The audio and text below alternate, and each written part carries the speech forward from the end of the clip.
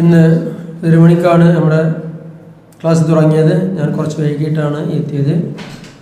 ഞാൻ വന്നുകൊണ്ടിരിക്കുമ്പോൾ മൂസാജി സംസാരിച്ചു കൊണ്ടിരിക്കുകയായിരുന്നു. ഇന്നത്തെ ആനുകാലിക സംഭവമായ വയനാട്ടിലെ ദുരന്തത്തെക്കുറിച്ചായിരുന്നു ചർച്ച.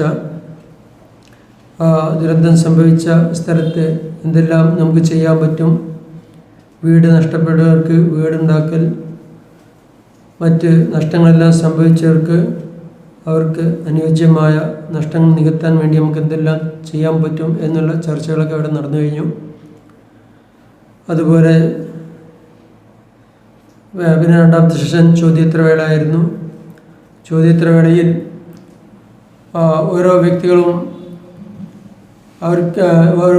ചോദ്യങ്ങൾ ചോദിച്ചു.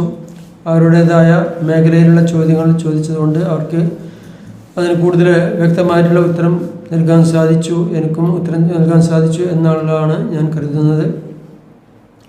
പിന്നെ ഉദ്ഘാടന പ്രസംഗമായിരുന്നു ഇന്നത്തെ മുഖ്യ അജണ്ട.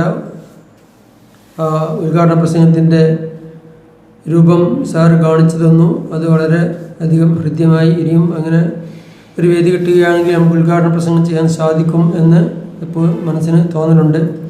പിന്നെ എനിക്ക് സന്തോഷകരമായൊരു കാര്യം പറയാനുള്ളത്, കുറച്ച് മുമ്പ് ഞാനിവിടെ പ്രസംഗിച്ചിരുന്നു. നമുക്ക് ഏതെങ്കിലും സന്ദർഭത്തിൽ പ്രസംഗിക്കാൻ അവസരം കിട്ടിയിട്ട് അതല്ലെങ്കിൽ ഏതെങ്കിലും ഒരു സ്റ്റേജ് ഫിയറോട് കൂടിയിട്ട് നമുക്ക് ഇറങ്ങിപ്പോരേണ്ട ഗതികേടുണ്ടായിട്ടുണ്ടോ എന്നൊരു ചോദ്യം ചോദിച്ച സമയത്ത് ഞാൻ മുമ്പ് പറഞ്ഞിരുന്നു, മദ്രസയിൽ നിന്ന് 4ാം ക്ലാസ്സിൽ പഠിക്കുന്ന സമയത്ത് ഒരു കഥാപ്രസംഗത്തിൻ്റെ വേദിയിൽ നിന്ന് പാട്ട് പാടുന്ന സമയത്ത് ലാസ്റ്റ് വരെ കിട്ടാത്തത് കൊണ്ട് കുറച്ച് നേരം നിന്ന് പരിങ്ങി അവിടെ നിന്ന് ഇറങ്ങിപ്പോന്നു. അത് കംപ്ലീറ്റ് ചെയ്യാൻ പറ്റാതെ 4ാം ക്ലാസ്സിൽ പഠിക്കുന്ന സമയത്താണ് എന്നൊരു വിഷയം ഞാൻ പറഞ്ഞിരുന്നു. അത് കഴിഞ്ഞിട്ട് ഞാൻ പിന്നെ മക്കയിൽ ആദ്യമായിട്ട് സംസാരിക്കുന്ന ഈ അക്കാദമിയിൽ വന്നിട്ടാണ്, അതും ഞാൻ പറഞ്ഞിരുന്നു. പക്ഷേ ഇന്നലെ ഞങ്ങളെ നാട്ടിലൊരു പ്രമുഖൻ മരണപ്പെട്ടിട്ട് അദ്ദേഹത്തെ അനുസ്മരിക്കുന്ന ഒരു ചടങ്ങുണ്ടായിരുന്നു. ആ ചടങ്ങിൽ ഒരു അനുസ്മരണ പ്രസംഗത്തിനുള്ള അവസരം എനിക്ക് ലഭിച്ചു.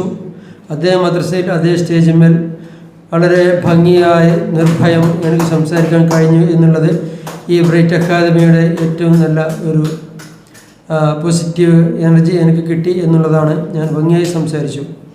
ഇനിയും ആളുകൾ ഇതിലേക്ക് വരാൻ, ഈ പ്രസംഗ പരിശീലന ക്ലാസ്സിലേക്ക് വരാൻ ഉദ്ദേശിക്കുന്നുണ്ടെങ്കിൽ അമാന്തിച്ച് നിൽക്കാതെ എത്രയും പെട്ടെന്ന് ഇതിലേക്ക് കടന്നു വരണം എന്നാണ് എനിക്ക് പറയാനുള്ളത്. അതുപോലെ നമ്മുടെ ബിൽഡിങ്ങിൻ്റെ പണി പൂർത്തിയായിക്കൊണ്ടിരിക്കുകയാണ്.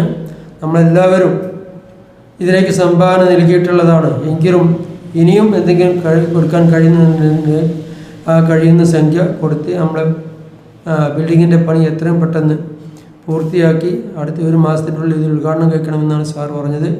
അതിനുള്ള അവസരം ഒരുക്കി കൊടുക്കണമെന്ന് വിനീതമായി അഭ്യർത്ഥിക്കുക.